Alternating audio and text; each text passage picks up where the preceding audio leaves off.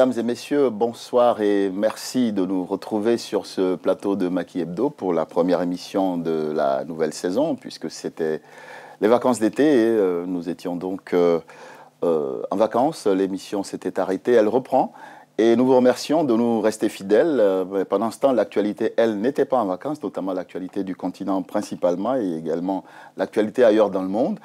Et nous la prenons donc en chemin et pour aujourd'hui, nous avons retenu l'Afrique du Sud, le Mali et le Togo, et puis il y aura des points d'actu qu'aborderont nos invités. Comme vous le savez, près de 20 ans après donc, la fin de l'apartheid, l'Afrique du Sud est aujourd'hui une nation en crise. La fin officielle de la politique raciste pour laquelle ce pays a été longtemps honni n'a pas permis aux Noirs de trouver une place dans la société. Donc après l'apartheid, après la ségrégation raciale, aujourd'hui, on pourrait parler d'une ségrégation sociale. Le pays est en proie à des maux qui ont pour nom chômage, violence, corruption et mécontentement populaire, notamment dans le milieu de l'industrie minière. Après donc cette séparation raciale, je le disais donc, on assiste donc à une ségrégation sociale. Et pour en parler, entre autres sujets, pour en parler aujourd'hui, j'ai le plaisir de recevoir Valérie Thorin. Bonsoir. Bonsoir Valérie. Voilà, je rappelle que vous êtes journaliste et que vous travaillez pour Afrique-Asie. Avec Valérie, nous accueillons également un autre journaliste mais qui est consultant aujourd'hui chez Bois Landry Consulting. Il s'agit de Saliou Sissavané. Bonsoir Saliou. Bonsoir. Voilà, Saliou Sissavané qui est expert géopoliticien et qui nous a apporté ses éclairages durant la saison passée. Il nous a accompagnés sur cette émission.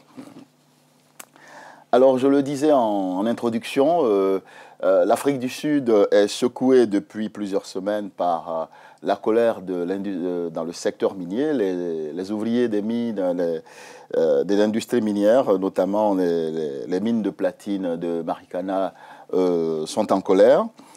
La colère a atteint un paroxysme avec une manifestation qui a été violemment réprimée. Aujourd'hui, on est à près de 45 morts. On avait parlé de 34, mais il y a eu des morts ensuite parmi les blessés. Et on était à 45 morts. 270 mineurs ont été jetés en prison alors que leurs camarades avaient été tués. Devant le tollé général et la colère, le tribunal est revenu sur sa décision. Il en a libéré d'abord 162 le 3 septembre et les 108 autres le 5.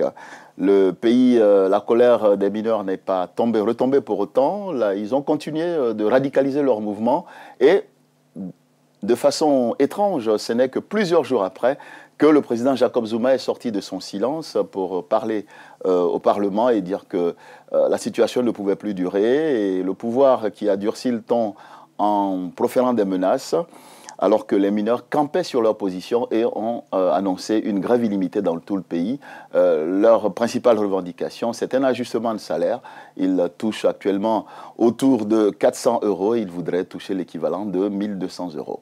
Voilà donc le cadre posé. Mais avant de revenir dans la discussion, je voudrais que nous regardions ce sujet écrit pour nous il y a quelques jours pour la rédaction de Télésud, la rédaction du journal télévisé de Télésud par Fatouma Garba.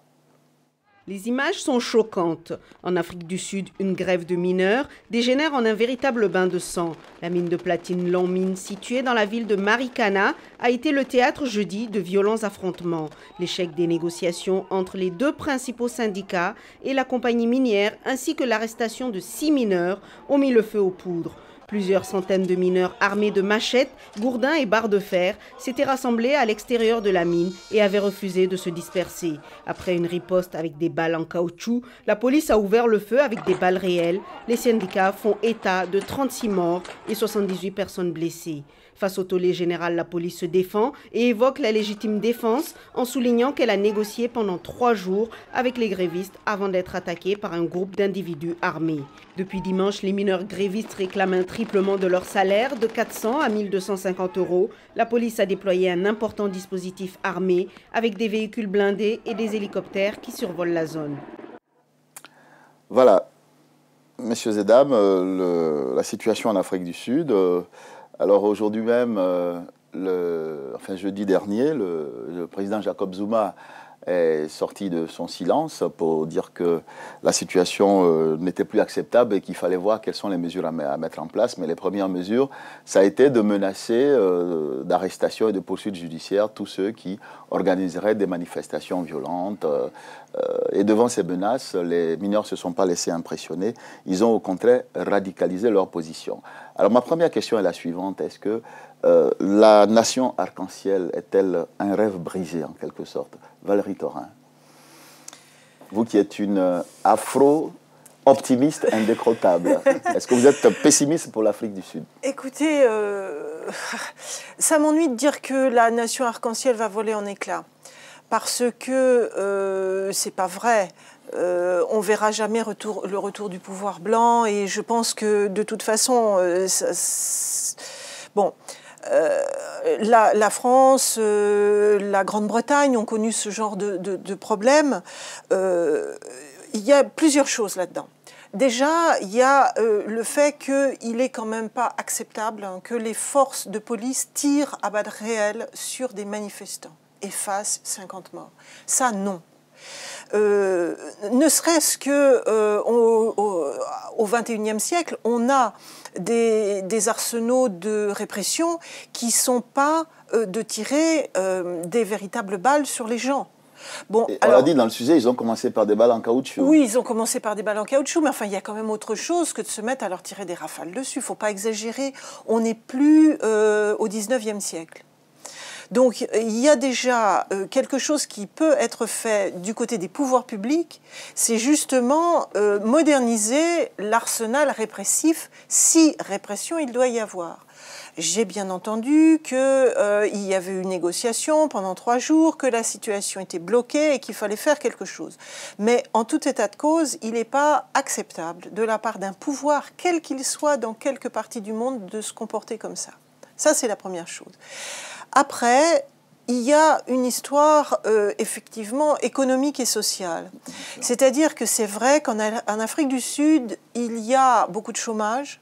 Et puis, il y a aussi une sorte de lumpenprolétariat, je dirais, qui est particulièrement soumis et en but à des horaires énormes, des salaires de misère, des logements qui n'en sont pas, etc., etc. Donc, c'est sûr qu'un pouvoir tel que celui de M. Zuma, s'il est conforme à l'idéologie qui a toujours été la sienne, il doit se pencher sur ces questions sociales. Même s'il n'est pas, peut-être pas à 100% du ressort des pouvoirs publics que d'augmenter les salaires, il y a quand même, ce ne sont pas quand même des mines qui sont en déficit. Bien sûr. Je rappelle, ils extraient quand même les des permis produits. miniers sont délivrés par l'État, donc il y a un moyen de pression sur les exploitants miniers. Bien sûr qu'il y a un moyen de pression, mais l'État ne peut pas tout non plus. On n'est pas dans un système soviétique. Mais cela dit, il y a un moyen de pression. Donc, il faut voir quelles sont les mesures sociales aussi qui peuvent être prises du côté des pouvoirs publics. Je crois que, en fait, les pressions doivent être exercées pour justement ces avancées sociales. C'est vrai que peut-être est-ce que le blocage, ça n'est jamais bien. Hein, c'est toujours des choses un peu délicates. C'est comme prendre en otage le patron et puis le blocage, bon, il faut arriver à construire, mais de là à tirer sur les gens, non.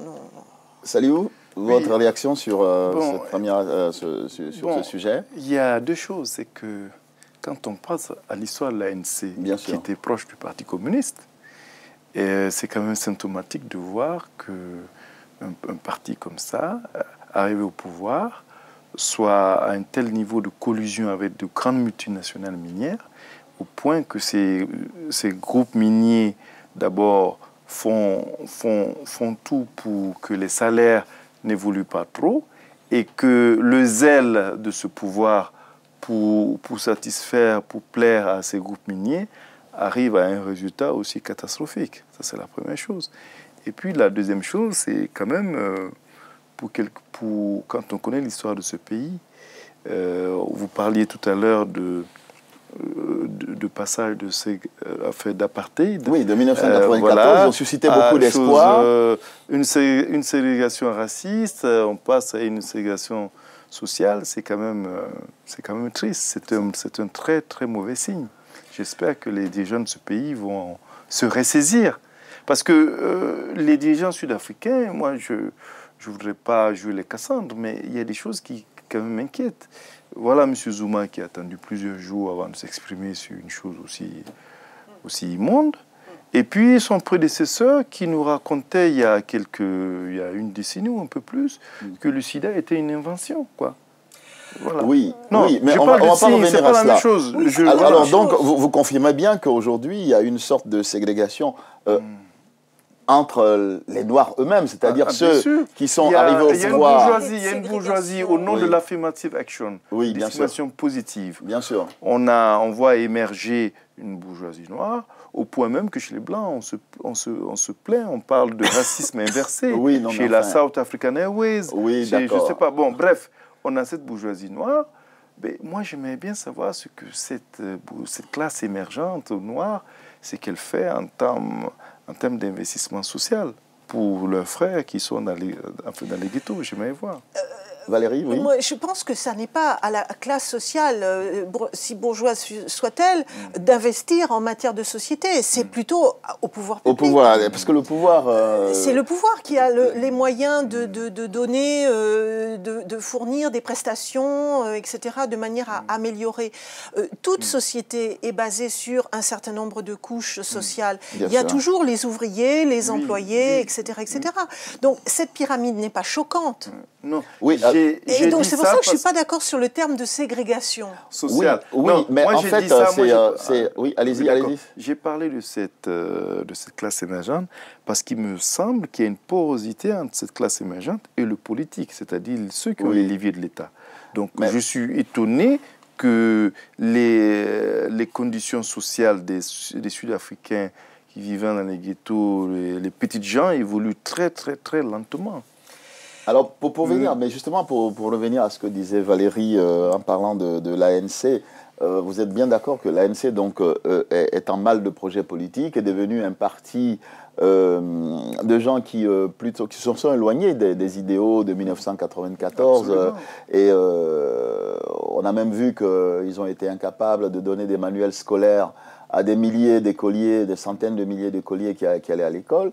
Alors, ce n'est pas un hasard si le discours de l'ANC en direction des jeunes est un peu un discours qui leur paraît ésotérique parce qu'il parle du parti de libération des Noirs et sous les yeux des jeunes, on voit les échecs patents du parti, donc ils ne comprennent pas. Et ce n'est pas un hasard si Julius Malema s'est jeté dans la bataille. C'est vrai que lui aussi, il prenait un autre extrémisme.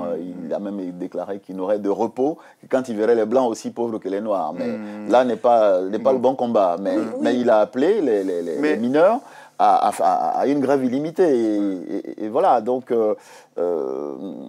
l'ANC est bien responsable de ces dérives sociales auxquelles nous assistons et qui poussent justement les mineurs aux extrémités que nous avons vues. Achille Bembe, l'intellectuel camerounais qui enseigne là-bas, faisait remarquer d'ailleurs que ce qui l'avait frappé, c'est que les ténors de ce parti ne lisaient pas. C'était des gens que ça n'intéressait pas, s'intéresser au monde, se cultiver. Et il avait été frappé par leur méconnaissance même du continent, quasiment de leur chose. Et ce qu'il avait, je crois, le plus choqué, c'est leur focalisation sur l'argent roi. C'est-à-dire tout le monde veut être riche, tout le monde veut s'enrichir, etc., etc. Valérie ? Oui, moi je ne trouve pas choquant que l'on veuille s'enrichir.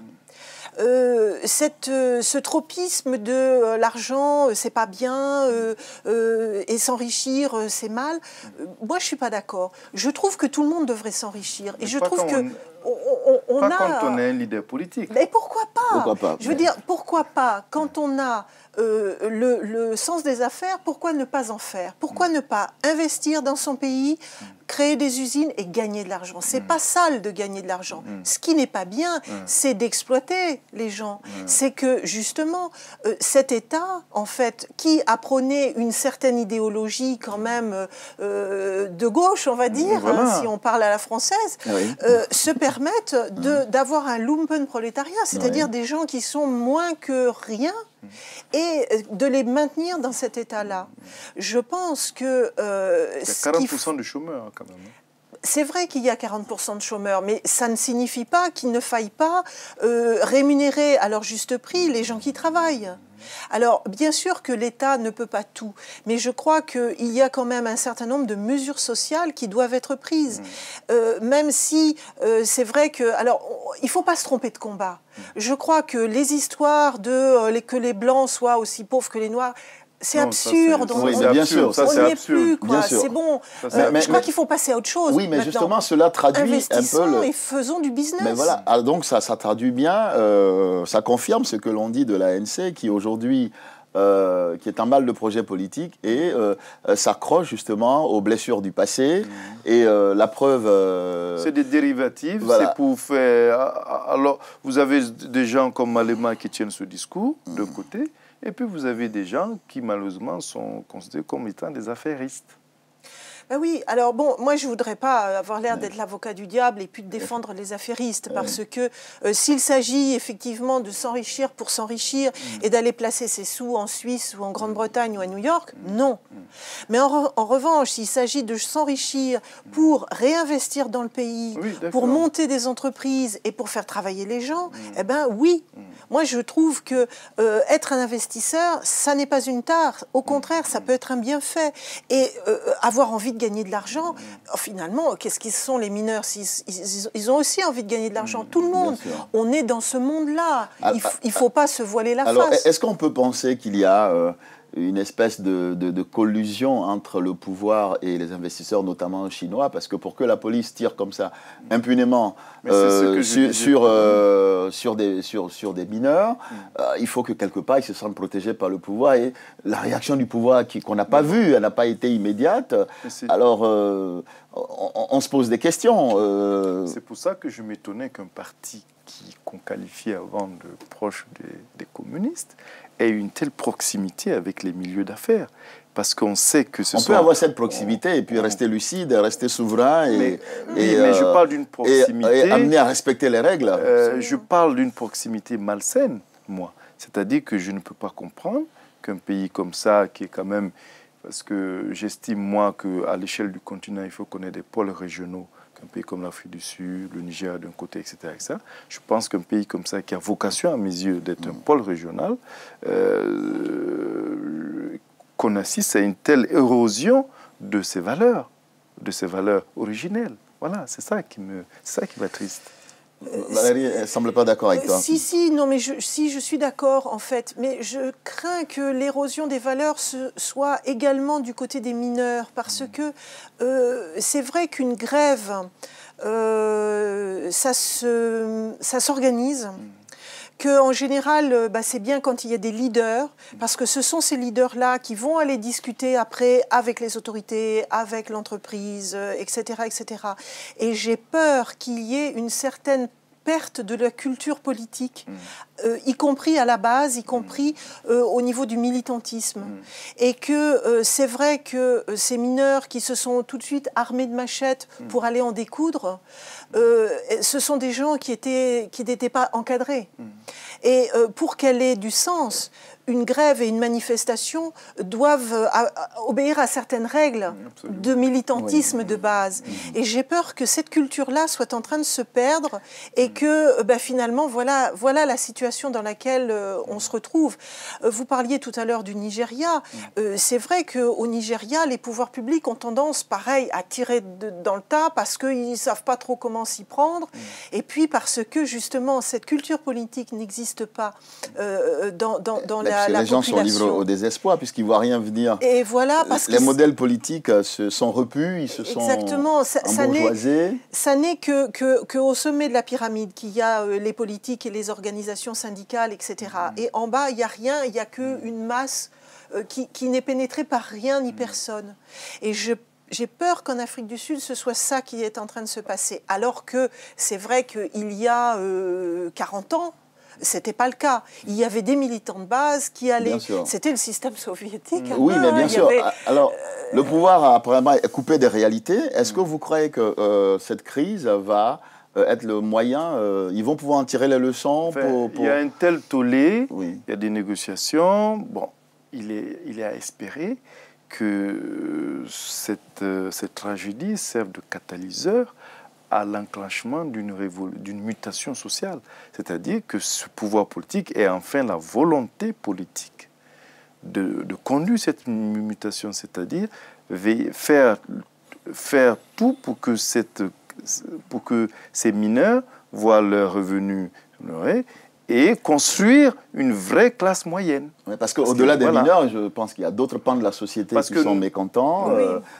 Un récent sondage de TNS South Africa avait montré que 83% des personnes vivant en ville considéraient que, par exemple, la corruption était devenue le mode de vie. Et puis, ce n'est pas un hasard si le parti de l'alliance d'opposition, donc, qui était à 1% en 1994, aujourd'hui se retrouve à 23% aux dernières élections locales, parce que le mécontentement est grand. Donc, il faut peut-être que le pouvoir trouve les moyens de réaliser effectivement l'intégration sociale pour réduire les clivages. Et dans ce contexte, et qu'on ne parle plus de ségrégation sociale, justement. Et dans ce contexte, il suffit de tendre l'oreille pour entendre des sirènes pour le moins funestes. Monsieur Declercq, vous avez dû entendre parler de sa récente interview.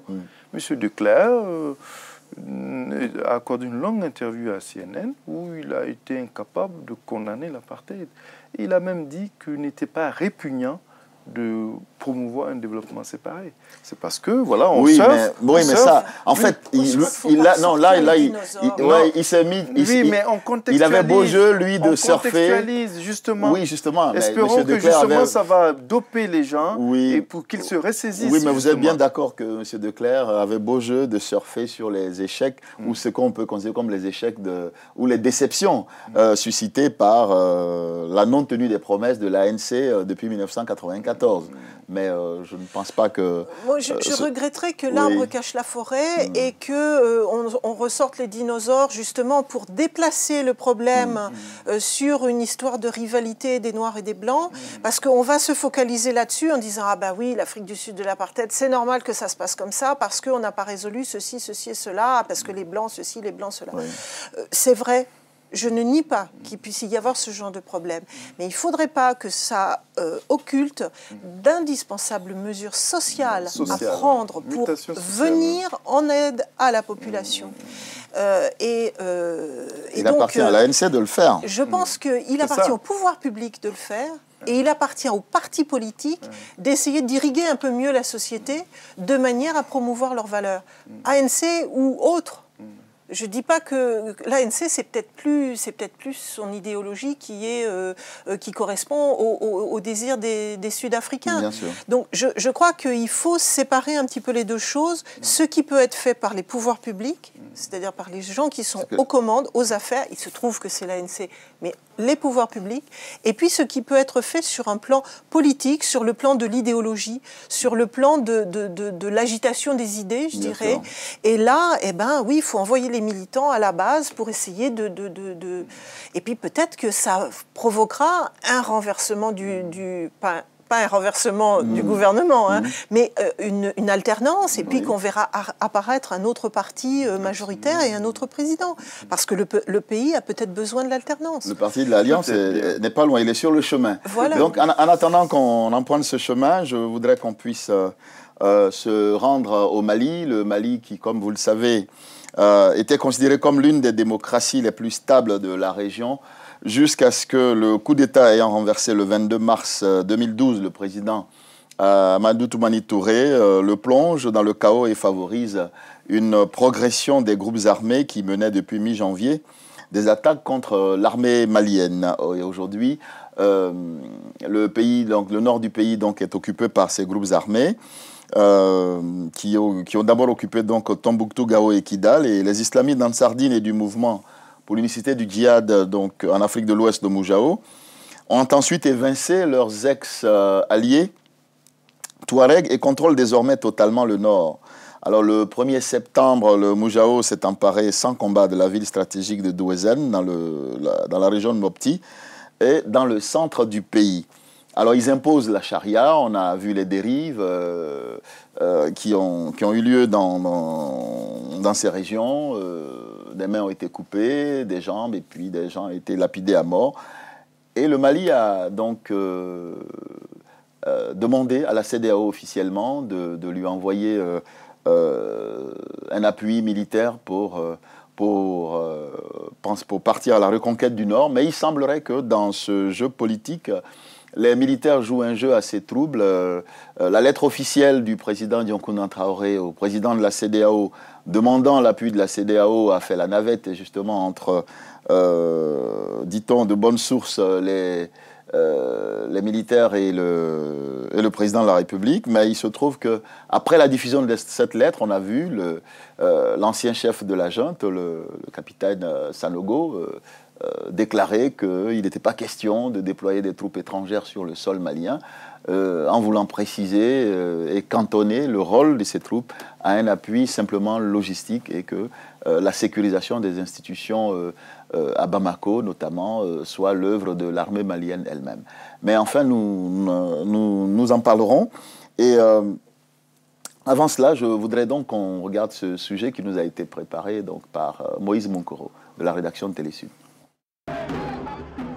De boulevard Haussmann à Paris aux couleurs du Mali avec des manifestants en colère pour dénoncer la lenteur des politiques face à la résolution de la crise du nord du Mali.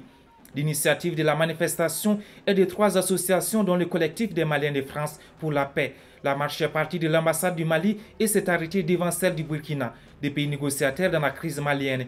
Depuis plus de 5 mois, le nord du Mali est occupé par des groupes islamistes. Pour ces manifestants, l'intervention militaire reste aujourd'hui le seul moyen pour déloger les groupes armés.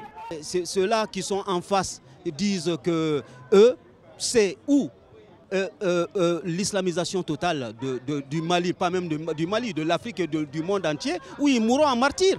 Alors, qu'est-ce qu'on peut faire d'autre? Rien d'autre. On va à la guerre. Si les manifestants sont favorables à une aide de la communauté des États de l'Afrique de l'Ouest dans la résolution de la crise, ils demandent cependant que cela se fasse dans le respect de la souveraineté malienne. Les manifestants réclament notamment que la médiation soit retirée au président burkinabé Blaise Compaoré. Le Mali reproche et rejette et récuse justement la médiation qui est menée par le médiateur de la CEDEAO qui est M. Blaise Compaoré à cause justement de cette complicité et le fait d'avoir reçu les MNLA et de les avoir hébergés et de les avoir soignés sur le territoire du Burkina. À défaut d'un diplomate pour les recevoir, les manifestants ont tenu à déposer leur motion dans la boîte aux lettres de l'ambassade. Avec ces gestes symboliques, ils espèrent faire pression non seulement sur les politiques du Mali, mais aussi sur la communauté internationale. En tant que jeune, j'aimerais leur dire que justement, on ne peut plus aller là-bas, on ne peut plus voir nos amis, que ce soit notre famille. On a du mal à se rendre là-bas. Mais ces manifestants maliens, leurs amis, gardent encore espoir. Ils promettent de se battre jusqu'à la libération totale des 3 régions occupées dans le nord du pays. Voilà, donc on ne dira pas que c'est l'impasse, mais en même temps que les Maliens veulent être aidés, en même temps ils parlent de garder leur souveraineté, alors il faudrait choisir. Valérie, quel est votre avis sur la question? Ah oui, il faudrait choisir. Malheureusement, j'ai l'impression que les gens ne savent pas trop bien et j'ai l'impression que c'est trouble la frontière entre l'idéologie et la réalité.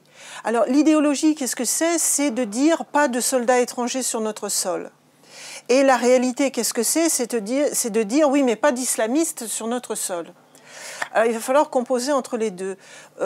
Moi, je pense que l'intervention de troupes sous l'égide de la CEDEAO, pourquoi pas? De toute façon, j'ai pas l'impression que ces gens du Moujao, en Sardine, etc., vont s'en aller d'eux-mêmes. Il va falloir les forcer à partir. Alors, comment les forcer à partir? Je suis pas très sûre que la diplomatie y parvienne. Je vois pas comment. Et plus ça va, plus il grignote, je vois pas comment. Le président guinéen, le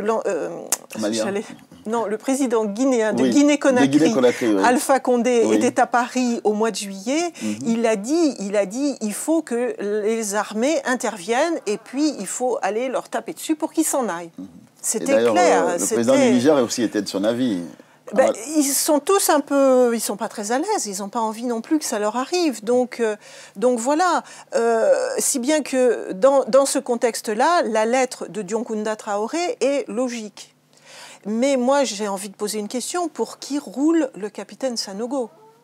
Parce que finalement, d'avoir dit non, on ne veut pas d'intervention extérieure, c'est quoi? Ça veut dire quoi? Il a été capable, lui, de s'en sortir. Lui qui a pris le pouvoir parce que ATT n'était pas capable d'intervenir vis-à-vis des Touaregs, belle réussite, magnifique, formidable. Savané? Écoutez, dans cette histoire du Mali, d'un côté, on assiste à l'effondrement d'un État. On a aussi le jeu trouble du Burkina Faso. Moi, j'en ai parlé plusieurs fois ici. Je ne sais pas quels sont les objectifs du médiateur, quels sont ses objectifs réels. Et puis, il y a un phénomène qui est souterrain, c'est la lente et progressive islamisation de ce pays. Oui, donc, pendant qu'il y a des tractations politiques à Bamako, les seigneurs de la guerre s'enracinent dans le nord. Non seulement ils s'enracinent, mais vous avez une organisation comme le HCI, le Haut Conseil islamique du Mali, qui est aujourd'hui pratiquement quasiment incontournable. Parce qu'elle est arrivée à être aujourd'hui l'interface entre les islamistes qui contrôlent le nord et le pouvoir qui est au sud. Et bon, alors... Donc on commence à trouver une forme de cohabitation acceptable. Oui, c'est-à-dire sur la base de la religion. Sur la base de la religion, voilà des gens qui font passer le message, message subtil, que bon, de toutes les façons, si on en est arrivé là, bon, on parle de l'incompétence de l'ancien président peut-être, hein, etc., de la chute de Kadhafi peut-être. Mais la démocratie est un échec. Voilà. Ils tiennent ce discours, la démocratie est un échec. La démocratie nous a été importée. Il vaudrait mieux peut-être qu'on revienne à nos valeurs d'avant, qu'on reconstruise un autre Mali, une autre société avec pour fondement des traditions, une culture qui aura pour pilier notre religion. Ça, il y a un anthropologue qui en parlait il n'y a pas longtemps. Il y a un impact de plus en plus croissant du religieux dans la société malienne. Il faut voir quand ce Haut Conseil organise des rencontres au stade, il est plein. Hein. Voilà. Bien Donc, sûr. Il y a ce qu'on voit là, mais dans la société malienne, il y a des forces qui travaillent la société malienne qui risquent de surprendre les gens si ça continue comme ça. Hein. Donc plus le temps passe, plus les militaires vont consolider leur pouvoir, parce qu'on avait cru à un moment qu'ils étaient écartés du pouvoir, mais dans les coulisses, le capitaine Sanogo, je dirais, il ne tient peut-être pas les rênes du pouvoir visible, mais en réalité... il n'y a pratiquement pas d'armée aujourd'hui. Oui. Il a décimé les troupes d'élite, les fameux bérets rouges. Bien sûr. Il tient l'armée, il ne veut pas d'intervention. Il n'en veut pas parce que ça amènerait dans le pays, il considère cela comme un contre-pouvoir à son pouvoir à lui. À son pouvoir à lui. Parce qu'aujourd'hui, le Mali est organisé de façon sorte à ce que vous avez M. Diokounda qui représente le politique, le Premier ministre qui est qui représente la branche technique un peu, qui organise tout ça. Et puis, tout ce qui concerne le peu de force qu'il y a dans ce pays, c'est le capitaine Sanogo. Voilà. Et je serais étonné, moi, aujourd'hui, dans le contexte actuel, que des officiers de rang intermédiaire comme lui soient pressés que le supérieur, plus gradé, revienne, retrouve le galon et leur redonne des ordres. Hein. C'est pas évident, il y a un travail de fond à faire. Ça va prendre du temps, à mon avis. Hein. Très bien. Je suis tout à fait d'accord. Je pense que ce capitaine n'a pas du tout envie qu'on montre à quel point il n'est que capitaine. Il n'est que capitaine. Donc il n'y a pas vraiment de pilote dans l'avion, ou du moins, c'est l'impression que le Mali donne, mais le vrai pilote, c'est le capitaine. Et puis, on l'a dit ici, je crois, il y a aussi l'émergence d'anciens, de gens de l'ère Moussa Traoré, qui avaient été chassés, voués aux gémonies, que le Premier ministre, qui est son gendre, a placé un peu partout. On retrouve par-ci, par-là, des postes parfois assez importants, des gens qui étaient considérés comme des bannis de la politique. Voilà, des anciens de l'UDPM, l'ancien parti État. Voilà. Moi, je trouve que vous avez dit une chose intéressante, c'est que il y a un début de mouvement qui apprécierait une refonte de la société sur des bases davantage religieuses. Moi, je pense que c'est un phénomène de société qui se retrouve dans plusieurs pays. Bien sûr.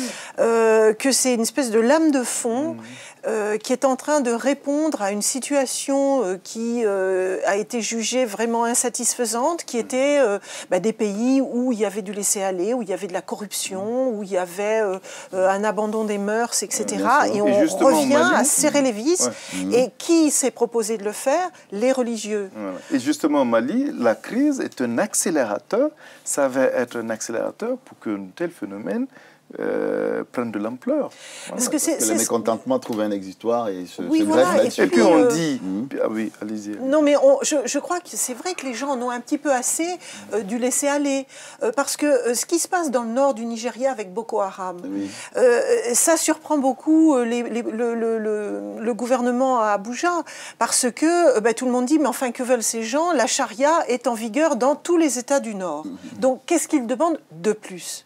Mais en fait, ils demandent de plus de la morale, en fait, de la morale dans le comportement, dans les affaires. Oui, mais c'est pas à coup de bombe qu'ils vont l'imposer. Mais c'est pas à coup. Je suis bien d'accord. En sachant, pour continuer dans la digression, Boko Haram était l'instrument de pouvoirs locaux au nord du Nigeria et qui a échappé à leurs mains. C'est ce qui est passé, c'est ce qui s'est passé avec le Hamas pour aller plus loin. À Gaza, voilà, c'est-à-dire on joue aux apprentis sorciers avec et après le monstre et après paf, voilà. Exactement, oui, voilà. C'est le syndrome Frankenstein. Voilà, on espère que le collectif de l'opposition au Togo, lui aussi, va pas créer un monstre qui va lui échapper, car depuis le mois de juin, l'opposition togolaise met la pression sur le pouvoir à travers des manifestations à répétition. Le collectif Sauvons le Togo, qui regroupe donc 9 organisations de la société civile et 7 partis et mouvements d'opposition. Et donc, le fer de lance de cette contestation, objectif affiché, l'abrogation des nouvelles dispositions du code électoral adoptées par l'Assemblée nationale et sans consensus de toute la classe politique, dit-on. Et puis, le report à juin 2013 des élections législatives, théoriquement prévues en octobre prochain. Alors, tout cela a mis les Togolais dans la rue, notamment ceux amenés par ce collectif Sauvons le Togo. Et puis aujourd'hui, l'opposition appelle ouvertement maintenant au départ du président Faure Gnassingbé en demandant sa démission. Et ce week-end, donc jeudi dernier, un accord serait intervenu entre le pouvoir et les partis d'opposition et le collectif Sauvons le Togo. Alors, est-ce que cet accord va apporter l'apaisement et la sérénité? Apparemment, ce n'est pas le cas, puisque l'accord est déjà contesté, puisque certains ténors de l'opposition n'y ont pas participé et dénoncent une des clauses constitutionnelles qui limite certes le mandat présidentiel à 5 ans renouvelable une fois, mais ils veulent que cela s'applique immédiatement. Avant d'en débattre, nous allons regarder ce sujet de Ngagne Diouf de APA TV. 5 partis politiques et 2 organisations de la société civile au Togo ont répondu à l'invitation du Premier ministre pour un nouveau dialogue politique. Il s'agit pour le chef du gouvernement de privilégier la concertation malgré les divergences. C'est d'arriver à créer définitivement la confiance entre les différents acteurs que nous sommes pour la vie et le développement de notre pays et qui sont obligés de continuer à discuter, de se parler, de se concerter, de se retrouver, d'avoir parfois des divergences, mais d'avoir surtout à l'esprit que l'objectif est commun. C'est d'arriver à créer les conditions d'un développement de notre pays qui prennent en compte ce que souhaitent nos populations, qui prennent en compte leurs besoins. Pour des ténors de l'opposition togolaise qui ont boycotté la rencontre, l'heure n'est pas au dialogue, mais plutôt de rassurer d'abord la classe politique et les populations quant à la réelle volonté du régime en place. Après concertation avec d'autres formations politiques, partenaires, invités à ces discussions, les structures membres du CST constatent la duplicité du gouvernement qui cherche à les opposer de manière à créer des dissensions entre les acteurs politiques de l'opposition. Ce collectif a organisé plusieurs manifestations fin août dans la capitale togolaise, finalement dispersées par les forces de l'ordre. D'autres manifestations sont prévues les 25, 26 et 27 septembre pour exiger le départ du président Faure Gnassingbé. Alors, moi, je trouve curieux cette attitude de l'opposition. Est-ce que vous n'avez pas le sentiment que cette crise a été montée de toutes pièces? On dit que le Togo est en crise. Est-ce qu'il y avait lieu d'en arriver là, ou c'est parce que le pouvoir était sourd aux appels de l'opposition à l'ouverture du dialogue politique? Bon, il faut déjà savoir, ça c'est pour la forme, hein, oui, que le président Faure est quelqu'un qui a des problèmes pour communiquer.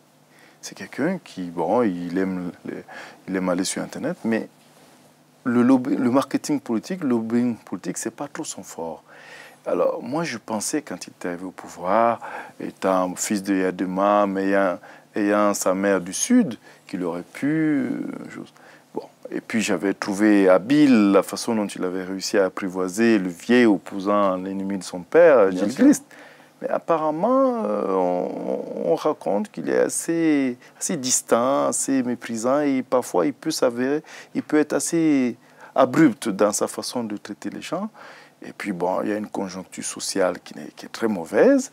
Alors, tout ça accumulé fait qu'on est à un tournant, on a une phase historique, c'est que l'opposition est en train de...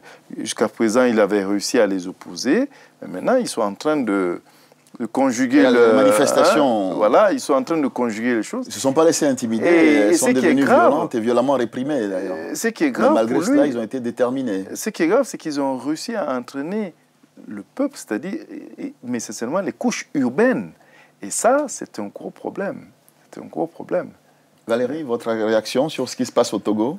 Ben oui, moi j'étais d'accord avec vous, c'est-à-dire que je me suis dit que c'était une crise montée de toutes pièces, que finalement tout n'allait pas si mal dans ce pays. Pourquoi est-ce que brusquement on venait... Depuis le mois de juin, depuis le 12 juin. Oui, alors ça m'a paru un peu presque cosmétique, quoi. On se disait brusquement, il y a des problèmes pour le plaisir de dire qu'il y avait des problèmes. Mais en fait, je crois que ça révèle un certain malaise social. Je pense qu'il n'y a pas véritablement de projet politique à l'échelle du pays. Il n'y a pas de choses qui soient fédératrices de l'ensemble de la population. Et bon, c'est vrai qu'il y a toujours un peu cette épée de Damoclès du mandat présidentiel. Alors va-t-il être effectivement renouvelable une seule fois, ou bien va-t-il y avoir finalement via cette chambre des députés qui est passée de 81 membres à 83, si ma mémoire est bonne. C'est cela. Bon, deux députés de plus pour l'opposition. Oui, bien sûr, mais enfin bon, est-ce que le découpage est véritablement beaucoup plus équitable aujourd'hui qu'hier? C'est pas évident. Donc on se retrouve avec quelque chose qui ressemble quand même un peu à une chambre d'enregistrement, la porte ouverte à une présidence à vie, hein, on le sait bien tous. Donc je crois qu'effectivement ressortent à l'occasion de ce hiatus des problèmes de fond, et notamment celui du mandat présidentiel. Appeler le président Faure à la démission, je pense que c'est assez vain.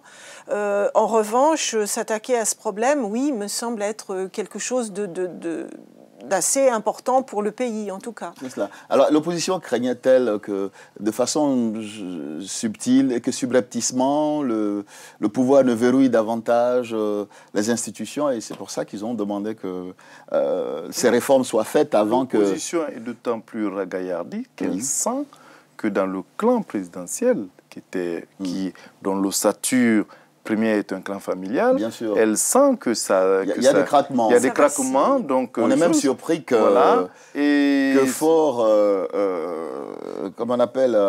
il s'est débarrassé des compagnons de son père. De son père, qui sont des cabiens comme lui. Voilà, et puis dans sa famille, il ne fait plus l'unanimité. On sait que son frère, tout le monde sait que son frère est en prison. Donc ça donc il y a une brèche, l'opposition s'engouffre. Voilà, ça enhardit. Mais aussi, pour être plus général, pour aller au-delà du Togo, c'est le problème de tous ces régimes mal élus.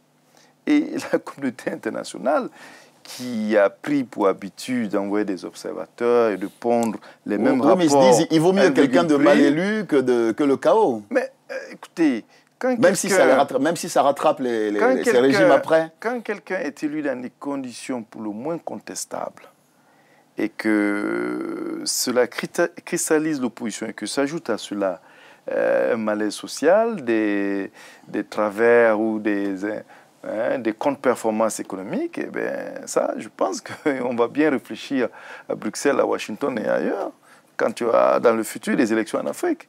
Parce qu'on laisse faire les élections, puis centrafricaines, au Congo-Brazzaville et d'autres. On ne peut pas rester sans élections non plus. Non, on fait des élections, mais il faut respecter la volonté des peuples. Très bien. Alors, en attendant qu'on aille vers de meilleures élections et que, par exemple, les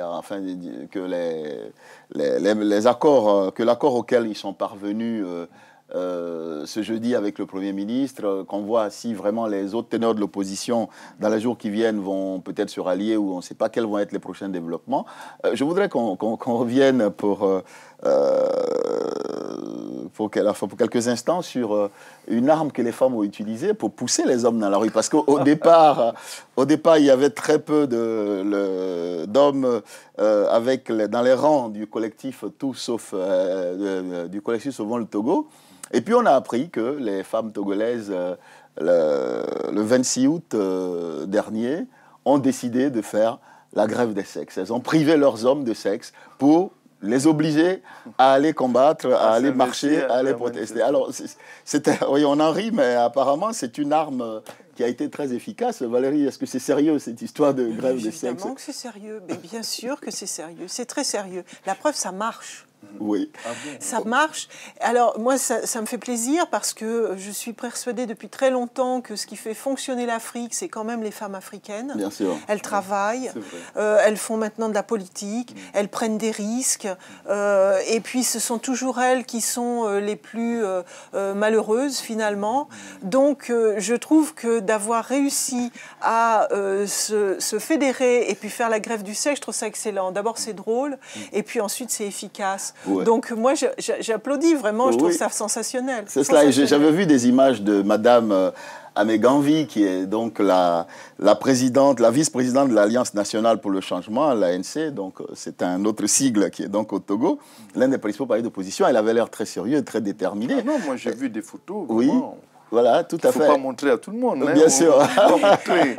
Alors, je crois qu'il faut arrêter de sous-estimer les femmes en général. Et le pouvoir charnel des femmes. Et les femmes africaines en particulier. Moi, je défends vraiment mes sœurs africaines parce qu'elles sont vraiment courageuses. C'est cela. Et elles n'hésitent pas à monter en première ligne. Et franchement, mais vous devriez avoir honte plutôt que de rire. Alors justement, voilà ce que nous sommes obligés de faire pour vous obliger à agir. On vous pousse à des extrémités, je sais. Et puis en préparant cette émission, justement, la rédaction de Télésud m'a fait passer une note en me disant que ça avait très bien marché en Colombie également, où la grève donc des jambes croisées, comme on l'appelait là-bas, avait également marché. Des femmes avaient fait grève justement pour obtenir la construction d'une route pour évacuer des produits agricoles, et ça avait bien marché. À la fin des années, au milieu des années 50 et un peu à la fin des années 50, en Guinée-Conakry, on a eu ce phénomène à Conakry. Très bien. Les hommes qui ne voulaient pas adhérer au RDA, au PDG RDA, étaient sanctionnés par leur épouse. Très bien. Alors justement, on va profiter de ce ton un peu badin et quelque peu léger pour voir un peu un autre traitement aussi léger, aussi badin de l'actualité un peu décalée. C'est la transition toute faite pour aller vers la lettre de Christian Mambou qui va nous passer en revue l'actualité de la semaine. Chers téléspectateurs, avant tout, j'aimerais d'abord faire une prière, car moi, le catholique intégriste laïque, je commence toujours mes toutes premières lettres par une prière adressée à l'être suprême. La cérémonie d'ouverture officielle du premier congrès panafricain des laïcs catholiques a eu lieu ce jour à l'Université catholique d'Afrique centrale. On a beau dire, mais au Cameroun, tout n'est pas catholique. Parfois, au lieu de boire le sang du Christ, le peuple incrédule, on est réduit à boire la tasse. La puissance des eaux a même entraîné l'effondrement d'un remblai d'accès à Andalo sur l'axe routier Garoua-Gaoundéré. Conséquence, la route est coupée, des transporteurs venus du nord ne peuvent atteindre le sud du pays et vice-versa. L'eau, c'est la vie, l'eau, ça détruit. Il a été beaucoup question d'inondations ces derniers temps. Inondations et misère au Niger, voire destruction et galère. Il est tombé des trompes d'eau, il a plu et replu. Ce qui a déplu à certains fit pousser la chansonnette à d'autres. I'm singing in the rain, just singing in the rain. Nous ne voulons pas être en reste par rapport à la majorité de la population qui, aujourd'hui, vraiment fait tout pour aider les démunis. Une star sénégalaise qui chante sur l'un des 4 éléments en version française. Voici ce que cela donne.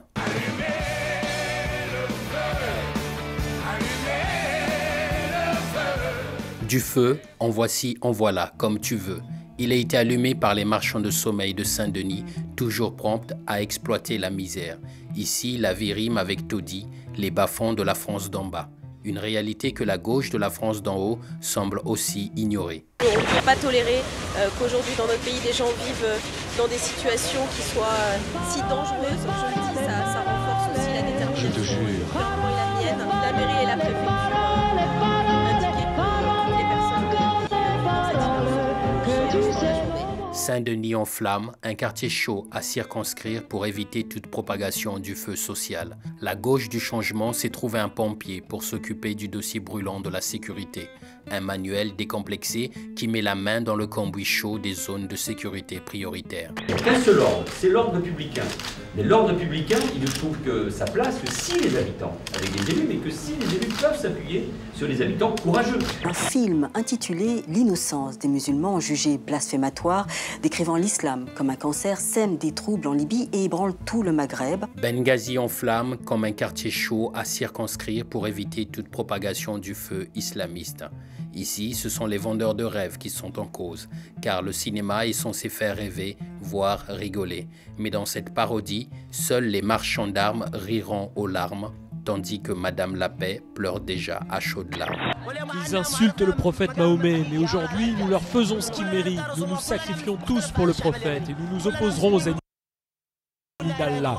Mission accomplie pour les apprentis cinéastes, mettre en scène et en grandeur nature l'affrontement entre le monde musulman et l'Occident, déterrer la hache de guerre pour mieux enterrer la paix, que la terre lui soit légère. L'eau, le feu, la terre, 3 éléments qui se seront invités à leur manière cette semaine où l'air est plus que vicié. À souffler le chaud et le froid, les éléments se déchaînent et échappent à tout entendement. Vivement la semaine prochaine pour passer à autre chose. Voilà. En attendant donc la semaine prochaine, nous nous retrouverons donc la semaine prochaine et vous verrez, nous n'avons pas eu le temps de faire le quart d'heure de brève pour l'édition d'aujourd'hui. Et la semaine prochaine, nous reviendrons à nos quarts d'heure de brève où nos invités également aborderont des points d'actu qui leur paraissaient intéressants et qu'ils ont retenus au-delà des sujets que nous traitons. Sur ce, je voudrais vous dire merci pour votre fidélité. Je voudrais remercier Valérie d'être venue nous voir aujourd'hui. Valérie, merci encore une fois. C'était un plaisir. Tout à fait. Merci et nous aussi. C'était un plaisir de renouveler de vous avoir avec nous. Et puis merci également à Saliou Savané, qui était un fidèle de cette émission.